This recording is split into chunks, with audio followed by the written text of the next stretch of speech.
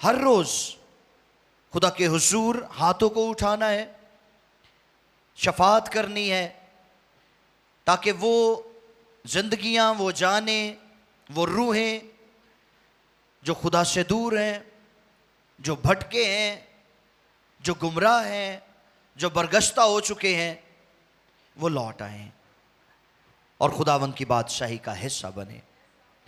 آئیے آج پہر ہم کلام خدا میں سے سیکھیں گے، اور آج کا جو عنوان ہے وہ بڑا دلچسپ ہے۔ یہ ہے روحانی ترقی کے 4 مقاصد کے لیے دعا۔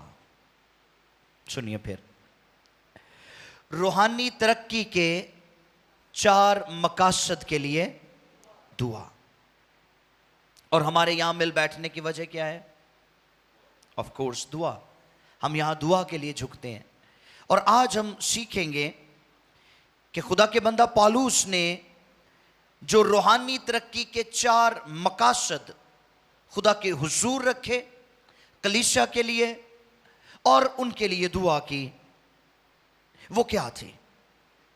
سو میرے ساتھ دیکھیے، افسیوں کی کلیسیا کو لکھا گیا پالوس رسول کا خط ہے، اس کا 3 باب ہے، اور اس کی 14ویں آیت مقدسہ سے لے کر 20ویں آیت مقدسہ تک میں آپ کے لیے پڑھوں گا۔ The book of Ephesians chapter 3 verses 14 to 20۔ افسیوں کے نام کا خط ہے، اس کا 3 باب ہے، اور اس کی 14ویں آیت مقدسہ سے 20ویں آیت تک میں آپ کے لیے پڑھوں گا۔ غور سے سنیے، لکھا ہے، اس سبب سے میں اس باپ کے آگے گھٹنے ٹیکتا ہوں جس سے آسمان اور زمین کا ہر ایک خاندان نامزد ہے، کہ وہ اپنے جلال کی دولت کے موافق تمہیں یہ عنایت کرے کہ تم اس کے روح سے اپنی باطنی انسانیت میں بہت ہی زوراور ہو جاؤ، اور ایمان کے وسیلے سے مسیح تمہارے دلوں میں سکونت کرے، تاکہ تم محبت کی جڑ پکڑ کے اور بنیاد قائم کر کے سب مقدسوں سمیت بخوبی معلوم کر سکو کہ اس کی چوڑائی اور لمبائی اور اونچائی اور گہرائی کتنی ہے، اور مسیح کی اس محبت کو جان سکو جو جاننے سے باہر ہے، تاکہ تم خدا کی ساری معموری تک معمور ہو جاؤ۔ اب جو ایسا قادر ہے کہ اس قدرت کے موافق جو ہم میں تاثیر کرتی ہے، ہماری درخواست اور خیال سے بہت زیادہ کام کر سکتا ہے۔ کلام خدا کے پڑھے اور سنے جانے پر خدا کی برکت ہو۔ ایک آواز میں کہیں گے آمین۔ جب ہم اعمال کی کتاب میں 2 ابواب 19 اور 20 کا مطالعہ کرتے ہیں تو ہم معلوم کرتے ہیں، ہمیں پتہ چلتا ہے کہ پالوس نے افسس میں مشنری دورہ کیا، اور وہاں اس نے 3 سال گزارے۔ پالوس نے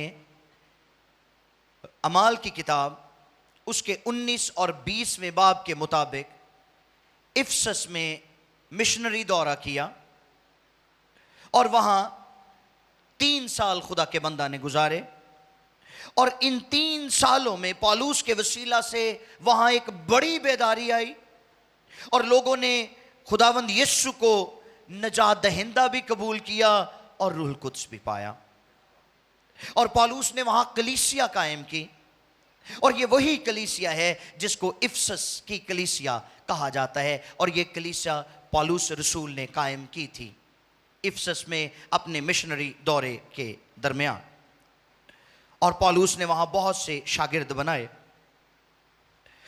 اب افسس سے جانے کے 5 سال کے بعد جب وہ روم میں خوشخبری سناتے ہوئے پکڑ لیا گیا اور اس کو قید خانے میں ڈال دیا گیا، اور اس قید خانے کے اندر پالوس نے افسیوں کی کلیسیا کو یہ خط لکھا، اور اس خط کو لکھنے کی سب سے بڑی وجہ یہ تھی کہ پولس ان کا ایمان بڑھانا چاہتا تھا، پولس ان کا حوصلہ بڑھانا چاہتا تھا کہ وہ اپنے ایمان میں مضبوط بنے۔ کیوں؟ کیونکہ اسی دور میں جب پولس روم کے اندر قید خانے میں تھا، پولس کو سزا دی گئی تھی اور بہت جلد وہ اس کا سر قلم کرنے کو تھے، تو پولس نے کلیسیا کی رہنمائی کے لیے، کلیسیا کی بڑھوتی کے لیے، کلیسیا کی افزائش کے لیے، کلیسیا کی نشو و نما کے لیے کلیسیا کو یہ خط لکھا تاکہ وہ ایمان میں مضبوط بنے۔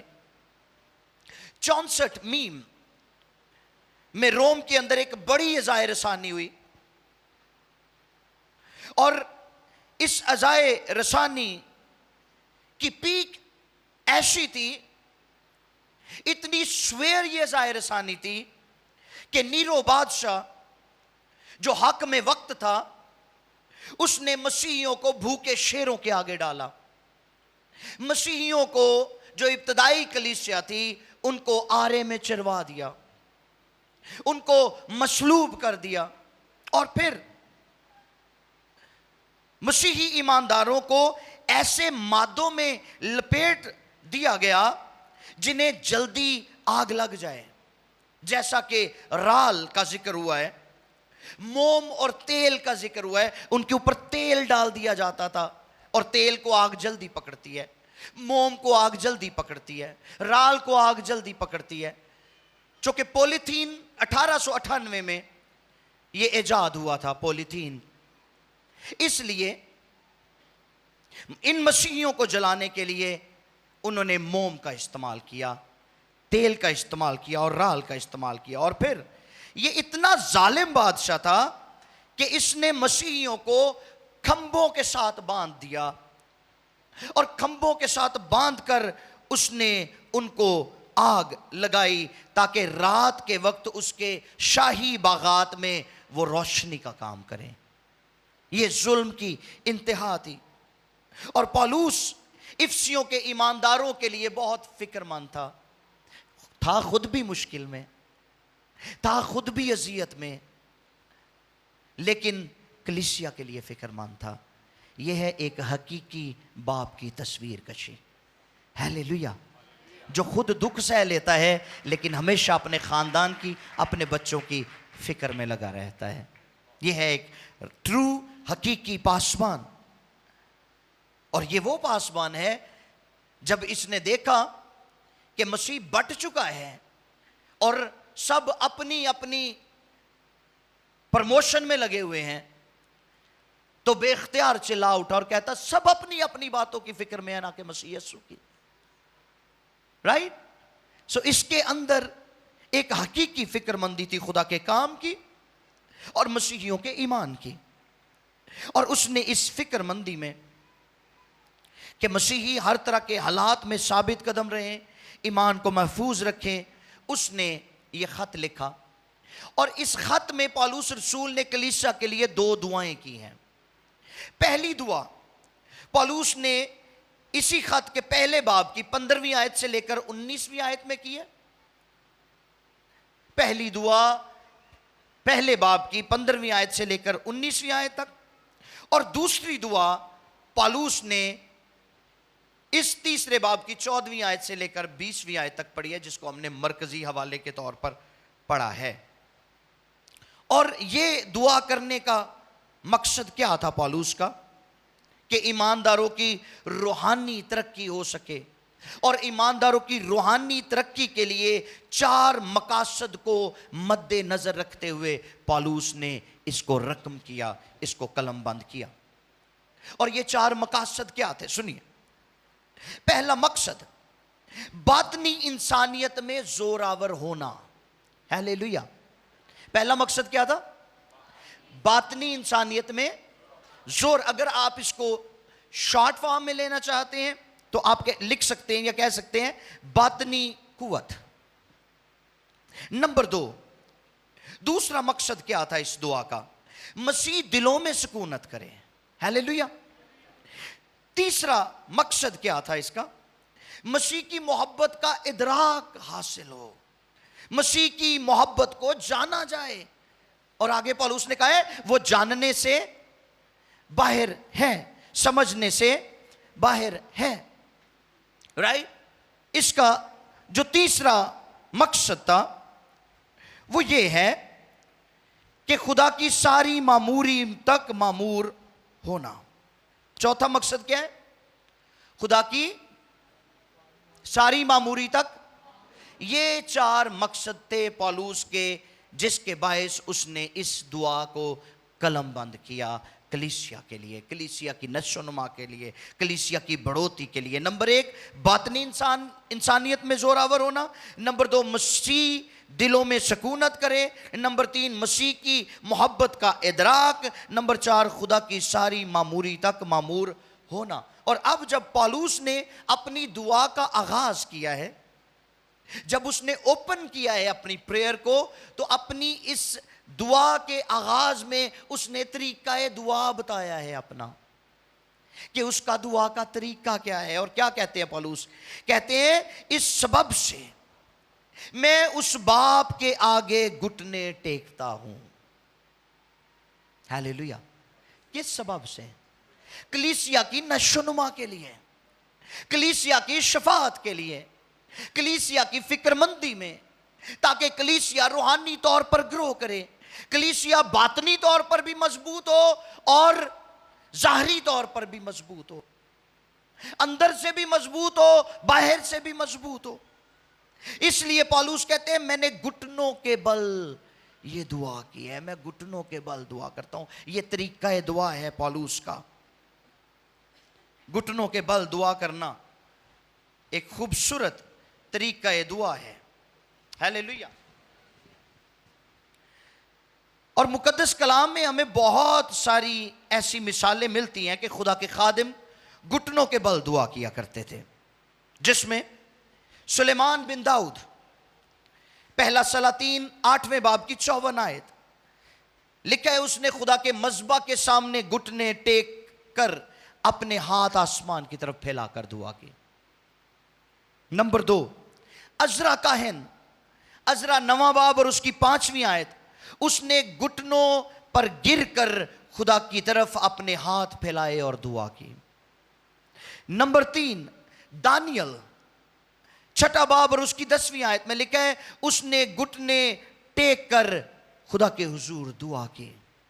نمبر 4 پترس رسول کے بارے میں لکھا ہے، اعمال کی کتاب 9واں باب اور اس کی 40ویں آیت، کہ پترس نے گھٹنے ٹیک کر دعا کی. اب دعا کرنے کا فقط ایک ہی طریقہ نہیں ہے، دعا کے بہت سارے طریقے ہیں. اور ایک طریقہ دعا کا کھڑے ہو کر دعا کرنا بھی ہے. رائٹ. اور اس کی بھی ہمیں بائبل مقدس میں اگزامپلز ملتی ہیں. مثلا پہلا سیموئیل پہلے باب کی 9ویں آیت میں لکھا ہے، ہنا خیمہ اجتماع کے سامنے کھڑی دعا کرتی تھی. پھر اسرائیل کی ساری جماعت کھڑی ہو کر دعا کرنے میں مصروف تھی. دوسرا تواریخ 20واں باب اور اس کی 13ویں آیت. پھر ایوب کے بارے میں لکھا ہے، ایوب کھڑا ہوا اور دعا کرنے لگا. ایوب 30واں باب اور اس کی 20ویں آیت. اور پھر مرکز کی انجیل اس کا 11واں باب اور 25ویں آیت میں خداوند یسوع نے فرمایا، اور جب کبھی تم کھڑے ہوئے دعا کرتے ہو، اگر تمہیں کسی سے کچھ شکایت ہو تو اسے معاف کرو، تاکہ تمہارا باپ جو آسمان پر ہے تمہارے گناہ معاف کرے. آمین. دعا کا طریقہ کوئی بھی آپ اختیار کر سکتے ہیں، لیکن خدا را دعا ضرور کیا کریں. ہیلیلویا. وہ آپ گھٹنوں کے بل بھی کر سکتے ہیں، وہ آپ بیٹھ کے بھی کر سکتے ہیں، وہ آپ کھڑے ہو کر بھی کر سکتے ہیں. بہت دفعہ ایسا بھی ہوتا ہے کہ ہم آنکھیں کھول کر دعا کرتے ہیں، خاص طور پر جب ہم ڈرائیو کر رہے ہوتے ہیں. رائٹ. اور پھر آنکھیں بند کر کے دعا کرنا یہ بھی نہایت ضروری ہے، تاکہ ہمارا انٹریکشن خدا باپ کے ساتھ بنا رہے. رائٹ. سو پالوس نے اس حوالے میں اپنے طریقہ دعا کے متعلق بات کی ہے، جو ایک شفاعتی طریقہ ہے. سو گھٹنوں کے بل ہونا اور منہ کے بل خدا کے حضور گر جانا، یہ دونوں شفاعتی طریقے ہیں دعا کرنے کے، رائٹ؟ جب بھی آپ کسی کے لیے، اپنے لیے، اپنے گھرانے کے لیے، اپنے پاسبان کے لیے، مقدسین کے لیے، اپنے ملک کے لیے، اپنے شہر کے لیے، قوموں کے لیے شفاعت کرنے کا پلان کرتے ہیں یا شفاعت کرنے کے لیے خدا کے حضور جھکتے ہیں، تو میں آپ کو ریکمینڈ کروں گا یا تو آپ گھٹنوں کے بل ہوا کریں یا منہ کے بل خدا کے حضور گر جایا کریں۔ یہ شفاعتی طریقہ ہے۔ آمین۔ آگے بڑھتے ہیں۔ اب مقصد کیا تھا پالوس کا یہ دعا کرنے کا؟ 4 مقاصد میں نے آپ کے سامنے رکھے، جن میں سب سے پہلا کون سا ہے؟ باطنی انسانیت میں زوراور ہونا، انسائیڈ اسٹرینتھ۔ ہم اپنی باڈی کو صحت مند رکھنے کے لیے، بحال رکھنے کے لیے، توانا رکھنے کے لیے اچھی خوراک کا استعمال کرتے ہیں۔ ایسے ہی ہے ہمارے نوجوان جم کا رخ کر لیتے ہیں، مسلز بناتے ہیں تاکہ باڈی اچھی، خوبصورت، مضبوط لگے، ایسے ہی ہے۔ لیکن اس کے ساتھ ساتھ ایک انسان ہمارے اندر بھی موجود ہے، اسے بھی توانائی کی ضرورت ہے، اسے بھی سٹرونگ ہونے کی ضرورت ہے، اسے بھی اسٹرینگتھ کی ضرورت ہے، اور وہ ہے انر پرسن، انر مین، جو ہمارے اندر، اور وہ ہماری روح ہے، اور اس روح کو بھی خدا کے حضور میں اسٹرینگتھ کی ضرورت ہے۔ ہیلیلویہ۔ اور پالوس یہ چاہتے تھے کہ افسیوں کے مسیحی جب مشکلات تھی، پریشانیاں تھی، دکھ تھا، ازائے رسانی تھی، وہ اندر سے باطنی طور پر مضبوط ہو، کیونکہ ابلیس ہمیشہ روحانی ترقی میں رکاوٹیں ڈالتا ہے۔ وہ جسمانی دکھ بھی دیتا ہے اور روحانی اذیت بھی دیتا ہے۔ کرنتھیوں کے دوسرے خط میں پہلے باب کی 8ویں آیت میں پالوس ایمانداروں کا حوصلہ بڑھاتے ہوئے کہتے ہیں، اے بھائیو، ہم نہیں چاہتے کہ تم اس مصیبت سے ناواقف رہو جو آسیا میں ہم پر پڑی، کہ ہم حد سے زیادہ اور طاقت سے باہر پست ہو گئے، یہاں تک کہ ہم نے زندگی سے بھی ہاتھ دھو لیے۔ پالوس کی اپنی زندگی میں بھی ایسے اوقات آئے جب وہ حد سے زیادہ مصیبتوں میں سے گزرا، یہاں تک کہ وہ تھک جاتا تھا، اور اس نے بارہا یہ خواہش کی کہ وہ بدن سے نکل کر آسمانی باپ کے حضور میں چلا جائے۔ اس نے بارہا یہ کہا ہے کہ میرا جی چاہتا ہے کہ میں کوچ کر کے باپ کے پاس چلا جاؤں، کیونکہ وہ اس بدن میں سیٹسفائیڈ نہیں تھا۔ بہت دفعہ اسے مشکلات کا سامنا ہوتا تھا اور ڈسکریجمنٹ کا سامنا ہوتا تھا، یہاں تک کہ بلیورز کی طرف سے، ایمانداروں کی طرف سے۔ اور پھر پالوس نے کرنتھیوں کے خط میں ایک پوری ڈیٹیل دی ہے کہ کس طرح سے جھوٹے بھائیوں کے خطروں میں بھی پڑا اور ایمانداروں کے وسیلہ سے بھی پالوس نے دکھ اٹھائے۔ اور ایسی ڈسکریجمنٹ کے اندر، اس کا مطلب یہ نہیں ہے کہ پالوس خودکشی کرنا چاہتا تھا، بلکہ پالوس نے اپنی ڈسکریجمنٹ کا اظہار کیا ہے کہ انسان ہوتے ہوئے کبھی کبھی ہم اتنے ڈسکریجڈ ہو جاتے ہیں کہ ہم یہ چاہتے ہیں کہ ہم اس بدن میں سے نکل جائیں۔ اس کی وجہ کیا ہے؟ اس کی وجہ یہ ہے کہ ہمارا باطن جو ہے اس کو بھی مضبوط ہونے کی ضرورت ہے۔ ہماری جو انر انسانیت ہے، اندرونی انسانیت، اس کو مضبوط ہونے کی ضرورت ہے۔ ایک اور مثال ہمیں ملتی ہے بائبل مقدس میں، ایلیا ایک مضبوط قامت اور مصمم ارادے کا مالک، ایک زبردست نبی، ایک زبردست خادم، کلام کی غیرت سے بھرا ہوا شخص، لیکن اس کے باوجود جب ایزیبل نے اس کو دھمکایا تو کلام میں لکھا ہے کہ اس نے بیرسبا میں پناہ لی، اور پہلا سلاطین 19ویں باب کی 4تھی آیت میں کہنے لگا، اب تو اے خداوند میری جان لے لے۔ ایلیا کی دعا سنیں، کہتا ہے اب تو اے خداوند میری جان لے لے، کیونکہ میں اپنے باپ دادا سے بہتر نہیں ہوں۔ کیونکہ وہ حوصلہ ہار گیا تھا، حوصلہ شکنی اس کی زندگی میں آئی تھی، یہاں تک کہ یونا بے دل ہو گیا اور اپنے لیے موت مانگنے لگا۔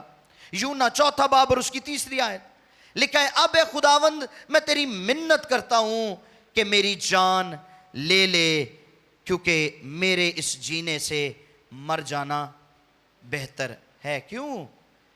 کیونکہ یونا کی زندگی میں حوصلہ شکنی آ گئی۔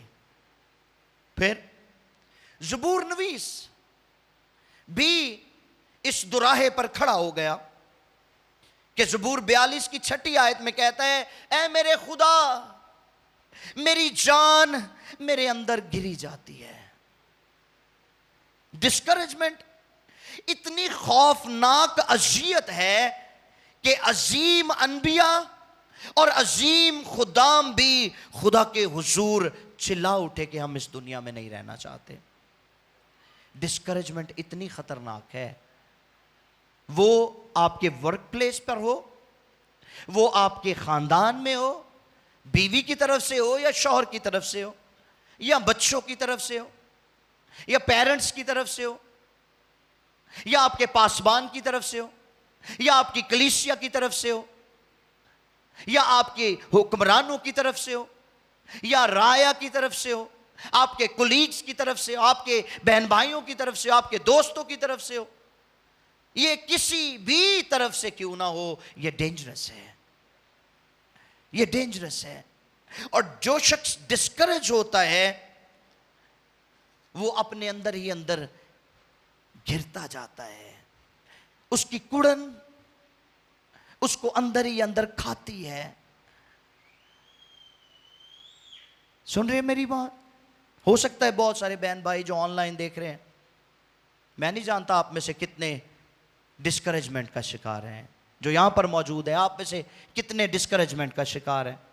ہو سکتا ہے آپ رات کے پہروں میں اٹھ کر روتے ہو سکتا ہے آپ اپنی انزائٹی کو ختم کرنے کے لیے بہت ساری میڈیسنز کا استعمال کرتے ہو، انجیکشنز لگواتے ہو، یا آپ بھی ان انبیاء کی طرح یہ کہتے ہو کہ خدا میری جان لے لے، میں کیوں کر زندہ ہوں۔ سنیے، میں آپ کا حوصلہ بڑھانا چاہتا ہوں۔ پولس کی یہ دعا جو وہ کلیسیا کے لیے کرتا ہے کہ تمہاری باطنی انسانیت مسیح میں مضبوط اور زوراور ہوتی چلی جائے، اس کی بہت زیادہ ضرورت ہے۔ دنیا تو دکھ دیتی ہے مگر خدا تسلی دیتا ہے، دنیا گراتی ہے مگر خدا سنبھالتا اور اٹھاتا ہے، دنیا حوصلہ شکنی کرتی ہے مگر ہمارا خدا داد رسی کرتا ہے۔ ہیلیلویا۔ اگر آپ حوصلہ شکن ہیں، اگر آپ دل برداشتہ ہو چکے ہیں، اگر آپ حالات کی سنگینی میں گر کر اپنے آپ کو تنہا محسوس کر رہے ہیں، ڈسکریجڈ ہو چکے ہیں، ڈسکریجمنٹ کا شکار ہیں، تو یسایہ 41واں باب اور اس کی 10ویں آیت میں خدا فرماتا ہے، تو مت ڈر کیونکہ میں تیرے ساتھ ہوں، ہراساں نہ ہو کیونکہ میں تیرا خدا ہوں، میں تجھے زور بخشوں گا اور میں یقیناً تمہاری مدد کروں گا اور میں اپنی صداقت کے داہنے ہاتھ سے تجھے سنبھالوں گا۔ ہیلیلویا۔ یہ تھا پولس کا انٹینشن، جس میں پولس یہ چاہتا ہے کہ کلیسیا باطنی طور پر مضبوط ہو، زوراور ہو۔ آمین۔ دوسرے مقصد کی طرف بڑھتے ہیں، اور دوسرا مقصد کیا ہے؟ پولس کہتے ہیں، اور ایمان کے وسیلہ سے مسیح تمہارے دلوں میں سکونت کرے۔ کیا کرے؟ سکونت کرے۔ پولس کا ایسا کہنا کیوں ضروری تھا؟ کیا جن کو پولس یہ خط لکھ رہا تھا وہ مسیحی نہیں تھے؟ مسیحیوں کے دلوں میں تو خدا سکونت کرتا ہے، مسیح سکونت کرتا ہے، تو پھر پولس نے یہ بات کیوں کہی اس دعا کے اندر؟ سنیے، یہ بڑی خاص بات ہے۔ یقیناً وہ مسیحی تھے۔ افسیوں 1 باب اور 1 آیت میں پولس نے ان کو مقدسین بولا ہے، اور مقدسین ایماندار، مقدس ایماندار کا دوسرا نام ہے، رائٹ؟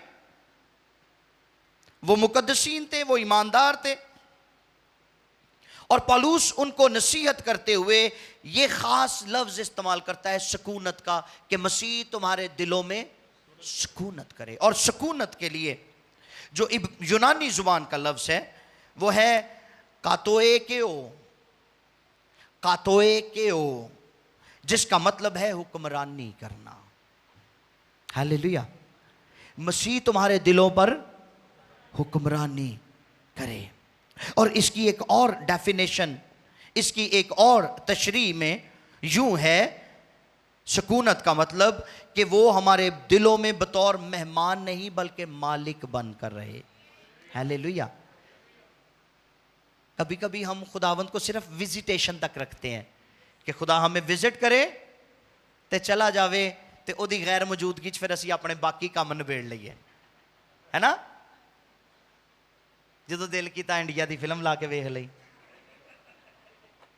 ਖੁਦਾ ਕਿਹੜਾ ਵਿਜ਼ਿਟ ਤੇ ਆ, ਜਦੋਂ ਆਏਗਾ ਉਦੋਂ ਵੇਖੀ ਜਾਏਗੀ, ਰਾਈਟ।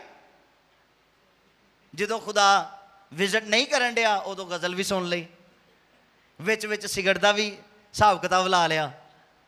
ਹਾਂਜੀ, तो ऐसा नहीं। पौलुस कहता है मसीह तुम्हारे दिलों में सुकूनत करे। Let him make himself at home.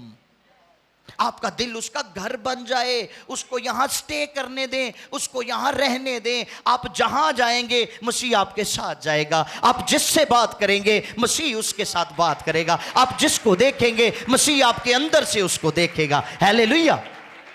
ते जरा केयरफुल भी होना पएगा कि जो मसीह तुहाडे अंदर रहन दिया है तो फिर स्क्रोलिंग करदे होया भी जरा खबरदार रहना पएगा, क्योंकि जो कुछ तुसी वेखण दे हो अंदरों मसीह भी वेखण दिया है। आ रही है समझ? इसलिए पौलुस ने कहा मसीह तुम्हारे अंदर, उसका रहना बहुत जरूरी है। परमानेंट स्टे बहुत जरूरी है मसीह का, उसको विजिटेशन पे नहीं रखना। आमीन। ये बहुत जरूरी है, बहुत ज़रूरी है। हम अपने अमाल में, गुफ्तार में, अपने रवैये में, अपनी रोज़मर्रा ज़िंदगी में यीशु को अपने अंदर रखना है, अपने दिलों में रहने का मौका देना है। ठीक है। तीसरा मकसद, मसीह की मोहब्बत का इदराक हमें मिल जाए। हम मसीह की मोहब्बत को जाने। कौन सी मोहब्बत? वो मोहब्बत जिसका इजहार उसने सलीब पर किया, वो मोहब्बत जिसका इजहार उसने रुए जमीन पर आकर किया, राइट। और उस मोहब्बत को जानना हमारे लिए बहुत जरूरी। लेकिन आगे पौलुस कहते हैं वो मोहब्बत जानने से बाहर है। तो जड़ी जानन तो ही बाहर है, असी कंज जान लईए। समझ रहे? मोहब्बत जानने से बाहर है मसीह की, तो उसको कैसे जानेंगे? ये बड़ी खास बात है। पौलुस लिखते हैं मोहब्बत में जड़ पकड़ के और बुनियाद कायम करके सब मुकद्दसों समेत मालूम कर सको कि उसकी चौड़ाई, उसकी लंबाई, उसकी ऊंचाई और उसकी गहराई कितनी है। ये मसीह दी मोहब्बत दी गल है कि मोहब्बत दी चौड़ाई कितनी है, मोहब्बत दी लंबाई कितनी है, मोहब्बत की ऊंचाई कितनी है, तो मोहब्बत की गहराई कितनी है। इनू वो ही जान सकता है जिहड़ा उहदी मोहब्बत च डिप हो गया है। हालेलुया। इसके बगैर हम जान नहीं सकते। लेकिन कैसे? There is an experience. इसको हम एक्सपेरियंशियल मूव कहते हैं। एक्सपेरियंशियल मूव। हमें तजर्बा के साथ मसीह की मोहब्बत को जानना है कि वो हमसे कितनी मोहब्बत करता है। लेकिन बस तजर्बा से मालूम करो, ठीक है, कि खुदावंद की मर्जी हमारी जिंदगियों के लिए क्या है। हम उसी तजर्बे से उसकी मोहब्बत को जान सकते हैं।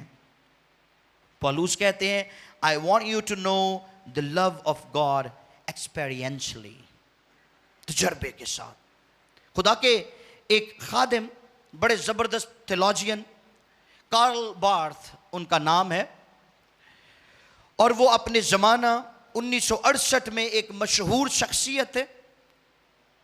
वो जर्मनी की यूनिवर्सिटी में लेक्चरार थे और हिटलर की हुक्मरानी में ये वो ऐसा ईमानदार था जिसने उसकी हुक्मरानी को मानने से इनकार कर दिया क्योंकि वो जालिम था।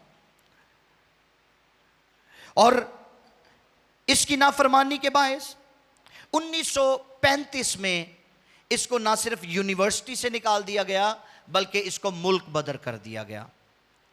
یہ تارک وطن ہو گیا اور یہ امریکہ چلا گیا, اور امریکہ میں اس نے بائبل یونیورسٹیز میں پڑھانا شروع کر دیا. اور خدا کے اس بندہ نے اپنی زندگی کے کریئر میں 600 کتابیں لکھی. کتنی؟ واو. کارل بارتھ اس کا نام تھا. آپ اس کو سرچ کر سکتے ہیں گوگل پہ, آپ کو ملے گی اس کی ڈیٹیل اور اس کی کتابیں بھی.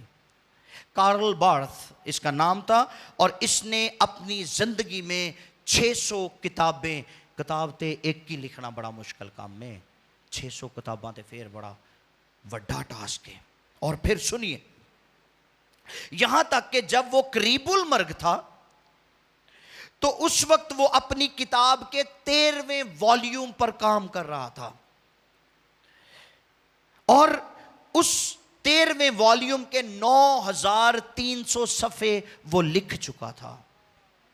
یس, جب وہ قریب المرگ تھا. اور اس کے بارے میں بتایا جاتا ہے کہ یہ ایک زبردست لیکچرار تھا, اور یہ جو 13واں والیوم اس نے لکھا, اس کتاب کا ٹائٹل تھا راسخ الاعتقاد کلیسیا, دی چرچ ڈاگمینٹک. اس کا مطلب کیا ہے؟ راسخ الاعتقاد چرچ. 1962 میں یہ شخص شکاگو کی ایک یونیورسٹی میں لیکچر ڈیلیور کر رہا تھا, اور جب اس نے اپنا لیکچر ڈیلیور کیا تو اس کا ایک اسٹوڈنٹ اٹھ کر کھڑا ہو گیا اور اس نے کہا, سر آپ نے 600 کتابیں لکھی ہیں, آپ تھیولوجی کے ماہر ہیں, زبردست تھیولوجین ہیں آپ, اور جتنی تھیولوجی آپ نے لکھی ہے, جتنی خوبصورت ٹیچنگ ہے آپ کی, اگر آپ سے کہا جائے کہ آپ اپنی ساری ٹیچنگ کو ایک فقرے میں بند کر کے لکھ دیں یا بتا دیں یا سمجھا دیں, تو آپ کیسے الیبوریٹ کریں گے اسے؟ تو کارل تھوڑی دیر کے لیے خاموش ہوا, اور اس کے بعد اس اسٹوڈنٹ کی طرف دیکھ کر کہنے لگا, مجھے یاد ہے ایک گیت جو میں اپنی ماں کی گود میں لیٹ کر سیکھا کرتا تھا, وہ ایک گیت میری اس ساری ٹیچنگ کا نچوڑ ہے, اور وہ گیت ہے Jesus loves me this I know for the Bible tells me so. Hallelujah.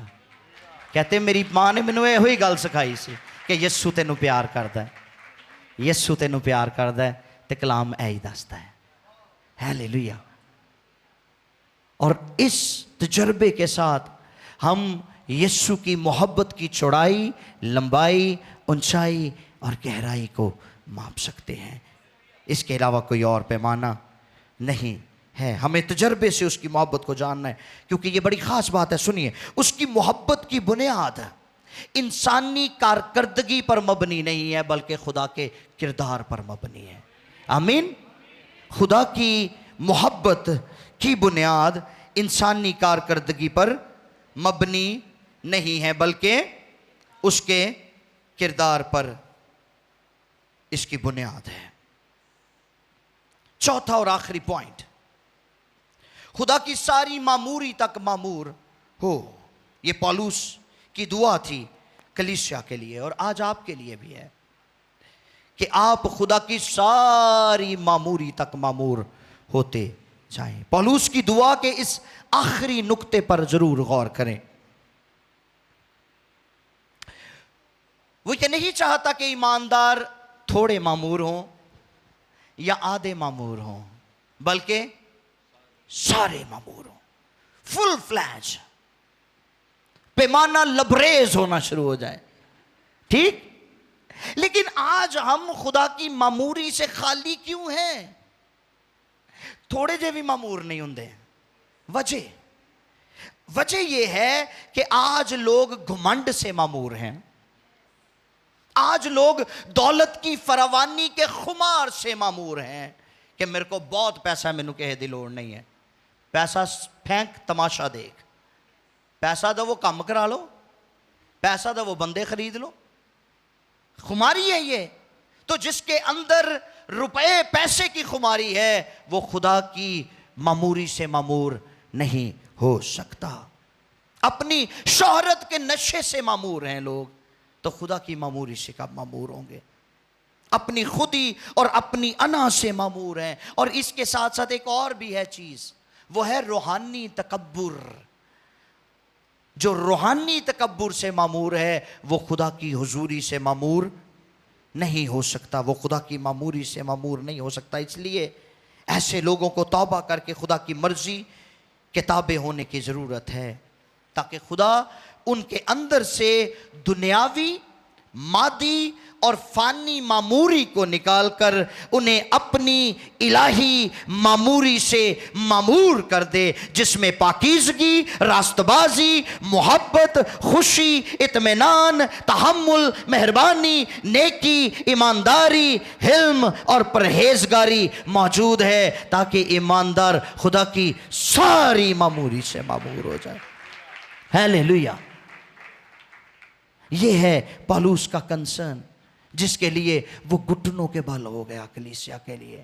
آج ہمیں بھی ایک دوسرے کے لیے شفاعت کرنے کی ضرورت ہے، اور ان 4 پہلوؤں کو خدا کے حضور میں رکھیں، ان 4 نقطوں کو خدا کے حضور میں رکھیں۔ سب سے پہلے اپنے لیے، پھر اپنے گھرانے کے لیے، پھر اپنی کلیسیا کے لیے، پھر روئے زمین پر کے ایمانداروں کے لیے، پھر روئے زمین پر کے خادموں کے لیے، پھر روئے زمین پر بسنے والی قوموں کے لیے، تاکہ انہیں نجات کا تجربہ حاصل ہو، انہیں مسیح کی محبت کا تجربہ حاصل ہو، ہماری باطنی انسانیت زوراور اور مضبوط ہوتی چلی جائے، تاکہ کسی بھی طرح کی کوئی بھی ڈسکریمنیشن یا کسی طرح سے کوئی ڈسکریجمنٹ ہم پر اثر انداز نہ ہو سکے۔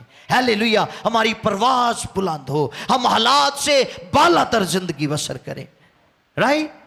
اور مسیح کو اپنے دلوں میں پرماننٹلی سکونت کرنے دیں، وہ ہمارے دلوں میں بس جائے، اس کی محبت کو تجربہ سے معلوم کریں، اپنی مرضی کو سرینڈر کر دیں، آمین، اور اس کی معموری میں معمور ہوتے چلے جائیں۔ آئیے سروں کو جھکائیں، آنکھوں کو بند کریں گے۔ میری نہیں تیری مرضی پوری ہو۔